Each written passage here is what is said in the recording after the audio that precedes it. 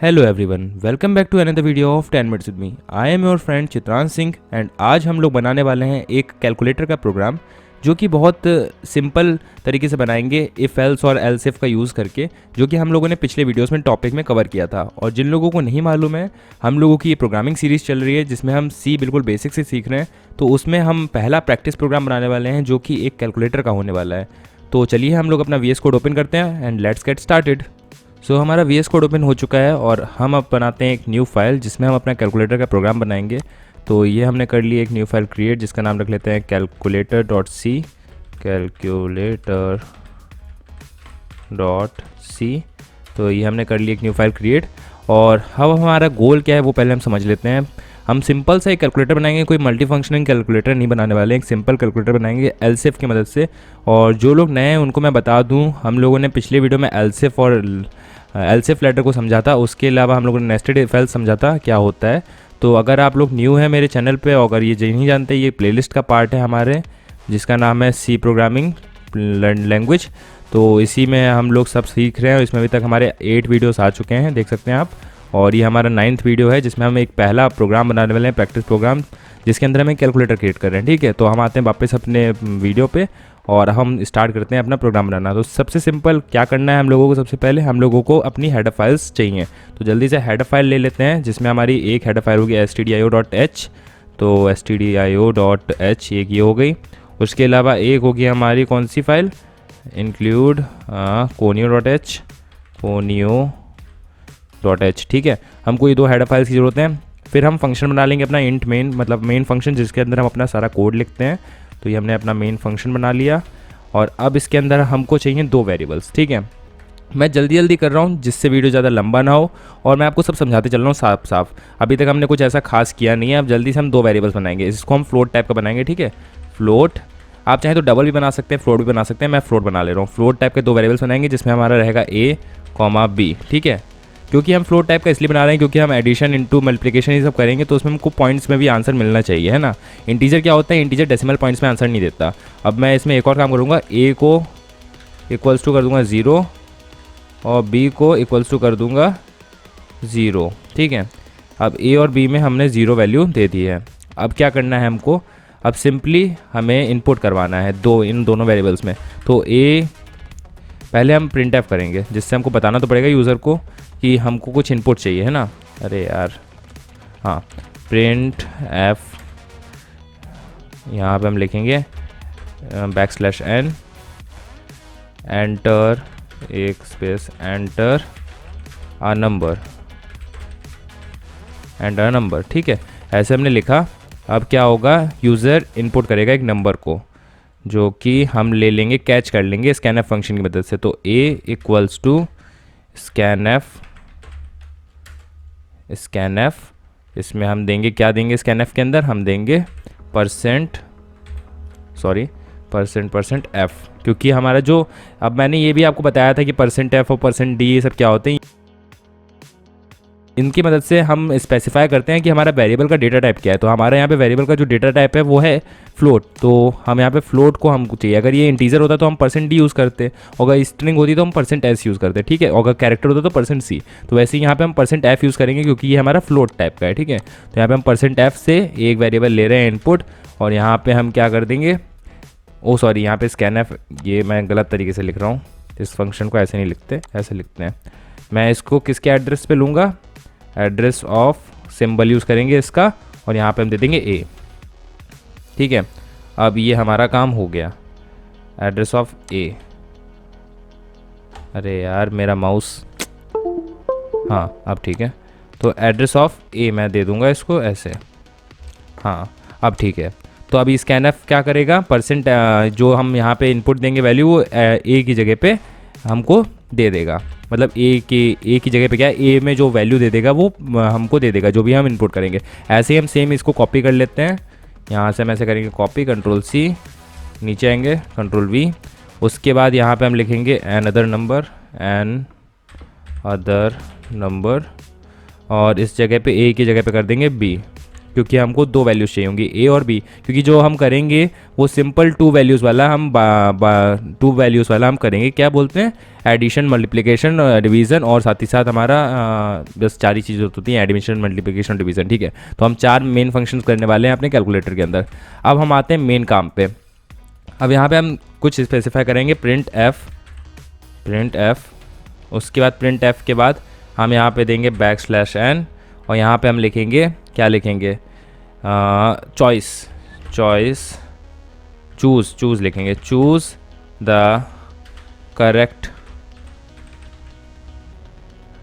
Operator लिख देते हैं, ऑपरेटर, ठीक है, ऑपरेटर। तो ये हमने ऐसा किया। अब यहाँ पे हम रखेंगे \n। अब \n क्यों दे रहा हूँ मैं, क्योंकि एंटर की ज़रूरत है मुझे। अब यहाँ पे लिखूँगा, पहले दो \n दे रहा हूँ, इससे मैं पूरी एडिटिंग के साथ चल रहा हूँ। आप चाहें तो डायरेक्ट भी लिख सकते हो, कोई दिक्कत नहीं है, पर मैं बिल्कुल साफ साफ बना रहा हूँ प्रोग्राम, जिसमें बिल्कुल साफ साफ सब कुछ दिखे, ठीक है। तो अब \n मैंने यहाँ पे दे दिया। अब मैं यहाँ पे लिखूँगा फर्स्ट फॉर एडिशन, यहाँ पे मैं लिखूँगा फॉर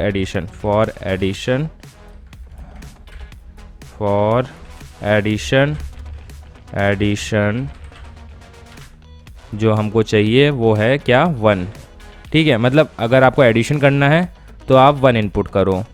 अगर आपको, यहाँ पे फिर से हम \n देंगे और स्पेस, अगर आपको सब्ट्रैक्शन चाहिए, फॉर सब्ट्रैक्शन, इसको मैं कर देता हूँ यहाँ से क्लोज, हाँ, फॉर सब्ट्रैक्शन हमको क्या देना होगा, 2, मतलब यूज़र 2 इनपुट दे। उसके बाद अगर हमें \n एक स्पेस फॉर मल्टीप्लिकेशन,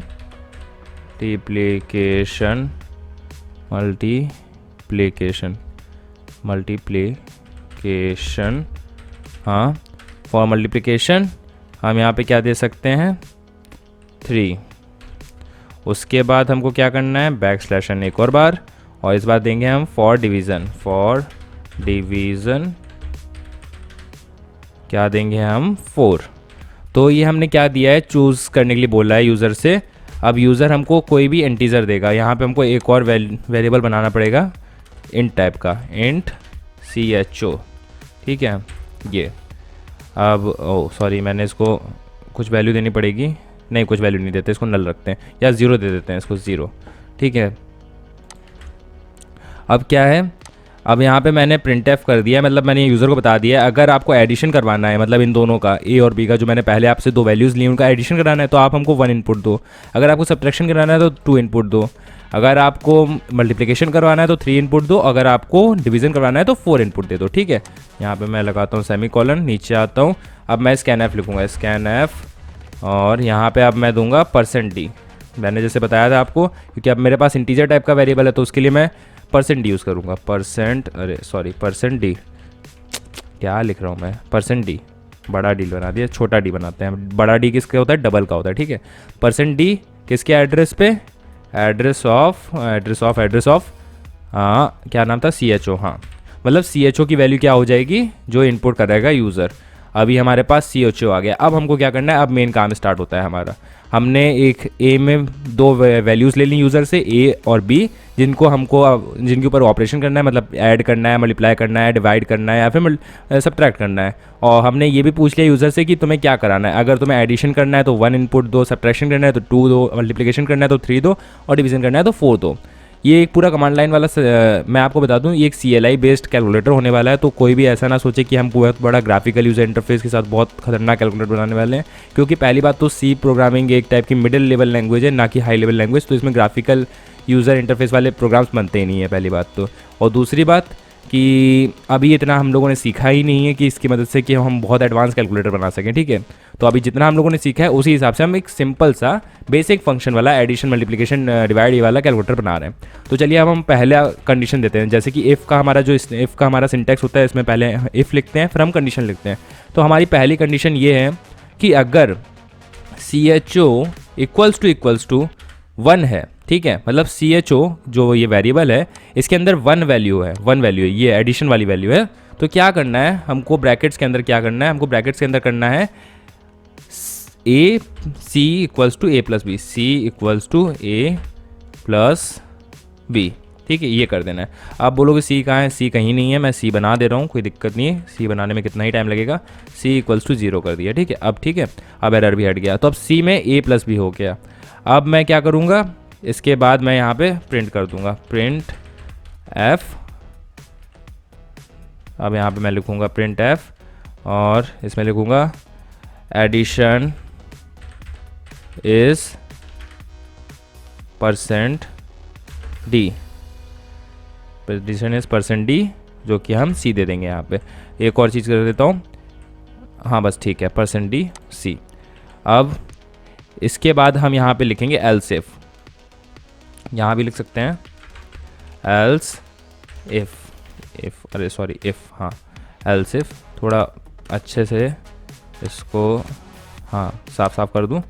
अब एल्स इफ में हम कंडीशन देंगे, फिर से मैंने आपको समझाया था एल्स इफ कैसे वर्क करता है। एल्स इफ यहाँ पे हम कंडीशन दे सकते हैं। अब जैसे कि इफ़ वाला ये वाला हमारा पहले तो चेक करेगा कि CHO की वैल्यू 1 है या नहीं है। अगर 1 होती है तो सिंपली एग्जीक्यूट कर देगा, बाकी जितने भी हमारी कंडीशंस आगे होंगी उनको क्या कर देगा, स्किप कर देगा। पर अगर CHO की वैल्यू 1 नहीं है तो एल्स इफ इस वाले एल्स इफ में आएगा चेक करने के लिए। तो अब CHO की वैल्यू हम चेक करेंगे कि 2 तो नहीं है।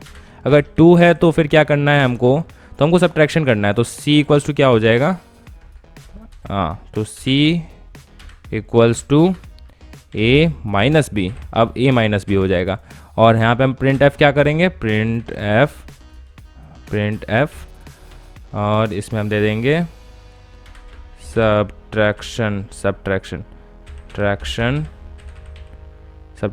इज %d, ठीक है। Subtraction is %d। यहाँ पे हम करेंगे C, फिर से C दे देंगे और इधर हम आ देंगे सेमीकोलन, जिससे हमारा एंड ऑफ लाइन। और एक और चीज़, यहाँ पे मैंने \n नहीं दिया। अब इतना ज़रूरी नहीं है ये देना, पर अगर आप नहीं दोगे ना तो आपका प्रोग्राम बहुत घुचुर मुचुर बनेगा। इसलिए हमेशा प्रोग्राम को बिल्कुल साफ़ सुथरा बनाओ, ऐसा बनाओ कि जैसे आप किसी के लिए बना रहे हो। हमेशा अगर आप शुरुआत से अगर आप प्रोग्राम अपना बिल्कुल एक फॉर्मेट के साथ बनाएंगे, एक अच्छा प्रोग्राम बनाने की कोशिश करेंगे, साफ़ सुथरा, मतलब प्रोग्राम सिर्फ काम करने से मतलब नहीं होता, प्रोग्राम अच्छा दिखना भी चाहिए, ठीक है।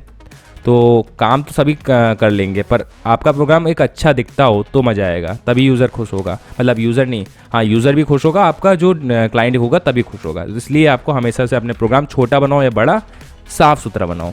ये मेरा मोटिव है या मेरा कहना है, ठीक है। और बाकी फिर आपकी मर्ज़ी है। चलिए फिर आते हैं, एक और कंडीशन देते हैं एल्स इफ, जिसमें हम क्या देंगे, CHO इक्वल्स टू 3। अब हम CHO अगर 2 नहीं भी है, 2 भी नहीं है, 1 भी नहीं है, तो अब इस वाले में कंडीशन पे आएगा। अगर 2 हो जाता है तो इसको स्किप कर देगा। अगर 2 भी नहीं है तो इस वाली कंडीशन को चेक करेगा। तो यहाँ पे हम क्या देंगे, C इक्वल्स टू, एक और आते हैं, C equals to A into B, ठीक है, A इंटू बी। और मैं आपको रिवाइज भी कराता चलूँ, ये जो इक्वल्स टू है ये कौन सा ऑपरेटर है, ये रिलेशनल ऑपरेटर है, ठीक है। और जो यहाँ पे मैं माइनस प्लस और इंटू यूज़ कर रहा हूँ वो कौन सा ऑपरेटर है, वो अर्थमेटिक ऑपरेटर है। और उसके अलावा जो ये मैंने इक्वल्स टू यूज़ किया ये कौन सा ऑपरेटर है, ये है हमारा असाइनमेंट ऑपरेटर, ठीक है। तो याद रखिए ये सब चीज़ें। तो अब मैं आता हूँ प्रिंट एफ। यहाँ पर मैं क्या दे दूँगा, यहाँ पर मैं दे दूँगा \n एक स्पेस मल्टीप्लिकेशन इज़ %d, ठीक है। अब मैं आऊँगा यहाँ पे और दे दूँगा फिर से C, सेमीकोलन से बंद। अब मैं फिर से एल्स इफ दूँगा। अब हमारा 3 हो गया। अब एल्स इफ इस बार कंडीशन क्या देंगे, CHO। अब तो आप समझिएगा कितना इजी है, बहुत इजी है, कुछ नहीं करना है। मैं हर बार एक नई कंडीशन दे रहा हूँ और हर कंडीशन के हिसाब से मैं उसमें करता जा रहा हूँ। C equals to A divide by B, sorry B, हाँ A डिवाइड बाय B। और फिर नीचे आएंगे, सेमीकोलन दे देंगे पहले, नीचे आएंगे प्रिंट एफ और इसमें लिखेंगे \n, जिससे हम न्यू लाइन पे आ जाएंगे। अब लिखेंगे डिवीज़न इज़ %d। और एक और चीज़, मैं एक चीज़ गलत कर रहा हूँ, यहाँ पे मैं हर जगह %d लगा रहा हूँ। अभी मुझे याद आया, इसको मैं %f करूँगा तभी काम बनेगा, क्योंकि ये मेरा जो वेरिएबल है वो इंटीजर नहीं है, वो वेरिएबल हमारा क्या है, फ्लोट है। मैंने इसको फ्लोट में डिफ़ाइन किया ना कि इंटीजर में। तो ये अभी मेरा प्रोग्राम में एरर आता, फिर मैं सोचता क्या दिक्कत है। अभी मुझे बिल्कुल याद आया कि मैं इसको गलत स्पेसिफाई कर रहा हूँ, ठीक है। तो ऐसे छोटी मोटी गलतियाँ किसी से भी होती रहती हैं, आपको कितना भी आता हो प्रोग्रामिंग, पर तब भी ऐसी छोटी मोटी गलतियाँ हो जाती हैं, है ना। तो इसका सेमीकोलन से मैं इसको क्लोज कर दूंगा। यहाँ पे मैं आऊँगा, यहाँ पे लिखूँगा एल्स, और उसके बाद मैं इसमें दे दूँगा, एल्स में मैं लिख दूँगा, और सॉरी मैंने यहाँ पे फंक्शन क्यों बनाया, क्योंकि एल्स में तो कोई कंडीशन ही नहीं देनी होती ना।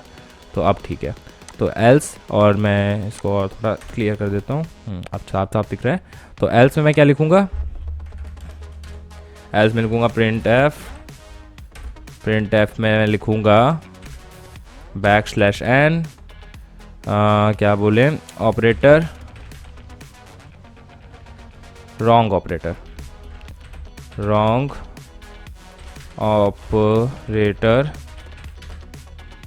Were wrong operator had chosen, ठीक है। ये लिख दिया मैंने कि मतलब आपने गलत ऑपरेटर चुना है। मतलब अगर आप 1 2 3 4 में से कोई दूसरी गिनती लिख देते हो, जैसे 24 5 6 7 ऐसे कुछ दे देते हो, तो ये क्या कर देगा, एल्स ब्लॉक में आएगा और लिख देगा रॉन्ग ऑपरेटर हैड चूजन, ठीक है। और बाकी अगर आप 1 दोगे तो ऐड कर देगा, 2 दोगे तो क्या बोलते हैं सब्ट्रैक्ट कर देगा, 3 दोगे तो आप को इंटू कर देगा, 4 दोगे तो क्या करेगा, डिवाइड कर देगा। अब जल्दी से हम आते हैं और यहाँ पे कर देते हैं रिटर्न 0 और देखते हैं कि प्रोग्राम में कौन सा एरर आ रहा है, क्योंकि हो सकता है कोई एरर आए। तो चलिए अब देख लेते हैं शुरुआत से एक बार प्रोग्राम को मैंने क्या क्या किया है। यहाँ पे मैंने हेडर फाइल्स इंक्लूड करी, उसके बाद मेन फंक्शन बनाया, मेन फंक्शन के बाद एक फ्लोट टाइप के 3 वेरिएबल्स बनाए A B C, जिसमें हम A और B, इसको मैं सम भी कर सकता था पर मैंने C बना दिया, कोई बात नहीं। इनटू मैंने एक CHO बनाया जो कि एक इंटीजर टाइप का वेरिएबल है। उसके बाद मैंने प्रिंट एफ में लिखा कि एक नंबर इनपुट करें, यूज़र एक नंबर इनपुट करेगा जो कि A में हम सेव कर लेंगे, फिर हम फिर से यूज़र से एक और नंबर मांगेंगे जिसको हम B में सेव कर लेंगे। फिर हम यूज़र से पूछ रहे हैं कि आपको एडिशन कराना है तो 1 इंटर करिए, अगर आपको सब्ट्रैक्शन कराना है 2 इनपुट करें, अगर आपको मल्टीप्लिकेशन कराना है तो 3 इनपुट करें, अगर आपको डिवीजन कराना है तो 4 इनपुट करें। फिर हम जो भी इनपुट करेगा यूज़र उसको हम CHO नाम के वेरिएबल में सेव कर लेंगे। फिर हम चेक करेंगे इफ़ कंडीशन की मदद से कि CHO, अगर CHO की वैल्यू 1 है तो क्या करो, ऐड कर दो A + B को और उसको प्रिंट कर दो C को। फिर अगर हम फिर से चेक करेंगे अगर 1 नहीं है तो एलसिफ पे आएगा, एलसिफ में चेक होगा कि अगर CHO की वैल्यू 2 है तो C = A - B कर दो और C को प्रिंट कर दो। अगर 2 भी नहीं है तो 3 वाला चेक होगा कि CHO की वैल्यू 3 तो नहीं है, अगर 3 है तो सिंपली A × B कर दो और C को क्या बोलते हैं, प्रिंट कर दो। और अगर वो भी नहीं है, CHO = 4 होगा फिर, तो इसका मतलब A/B कर दो और C को प्रिंट कर दो। पर अगर मान लो 1 2 3 4 में से कुछ भी नहीं है, 0 है, 5 है, 6 है, 7 8 9 10 11 कुछ और ही वैल्यू दे दी है यूज़र ने गलती से, तो क्या होगा, एल्स ब्लॉक हमारा आएगा और वहाँ पे प्रिंट हो जाएगा रॉन्ग ऑपरेटर हैड चूजन, ठीक है। अब यहाँ पे हमने अपना एल्सिफ का प्रोग्राम बना लिया बढ़िया, जिसमें हमने 1 2 3 एल्सिफ का यूज़ किया। एल्स ब्लॉक हमारा 1 है और इफ़ ब्लॉक हमारा होता ही होता है, ठीक है। तो चलिए इसको रन करके देख लेते हैं कि प्रोग्राम काम कर रहा है या नहीं कर रहा। तो पहला बिल्ड है इसलिए थोड़ा टाइम लग रहा है और बिल्ड फिनिश सक्सेसफुली हो गया है हमारा। तो जहाँ तक एक फ़ाइल बन गई होगी, देखिए बन गई कैलकुलेटर। अब इसको हम रन करते हैं, पहले यहाँ पे क्लोज़ कर दें। हाँ ये चलिए इसको अब हम रन कर लेते हैं, कैलकुलेटर को रन करते हैं। तो एंटर अ नंबर, तो हम 5 को एंटर करेंगे। फिर एंटर अनदर नंबर, तो हम फिर से 5 को एंटर करेंगे। अब हमसे पूछ रहा है कि आपको एडिशन करना है, सब्ट्रैक्शन करना है, मल्टीप्लिकेशन करना है या डिवीज़न करना है। अब देखिए मैंने इतने साफ तरीके से दिख रहा है, इसमें अगर मैं \n का यूज़ ना करके और स्पेसेस का यूज़ ना करता तो एक ही लाइन में सब प्रिंट हो जाता, उल्टा सीधा सब समझने आता, दिखता भी नहीं क्या हो रहा है क्या नहीं हो रहा, ठीक है। तो अब मैंने सब कुछ बिल्कुल साफ साफ तरीके से लिखा है, ऐसे ही इसलिए मैं बोल रहा हूँ आप भी साफ साफ तरीके से करें। तो चूज़ द ऑपरेटर, अगर मुझे एडिशन करना है तो 1, सब्ट्रैक्शन 2, मल्टीप्लिकेशन 3 और डिवीज़न के लिए 4। तो मैं करना चाहता हूँ एडिशन, तो मैंने 1 किया, एंटर, और ये प्रोग्राम बंद हो गया। अब ऐसा क्यों हुआ, क्योंकि आंसर हमारा बना है और ऐसा नहीं कि हमने प्रोग्राम गलत बनाया, पर हमने क्या करा है, यहाँ पे आके हमने नहीं दिया get ch, जिसकी मदद से प्रोग्राम थोड़े टाइम के लिए रुक जाता है, जिससे हमें रिजल्ट दिख पाए। अब देखिए यहाँ पे भी हमारा प्रोग्राम रन हुआ है और इसको बता रहा है रॉन्ग ऑपरेटर हैड चूजन। पता नहीं इसने अपने आप ही वैल्यू ले ली है कुछ। इसको बंद करते हैं हम, गेट ch लगा दिया हमने। अब इसको फिर से रीरन करते हैं और बिल्ड फिनिश सक्सेसफुली हो गया है। इसको मैं यहाँ से क्लोज करता हूँ।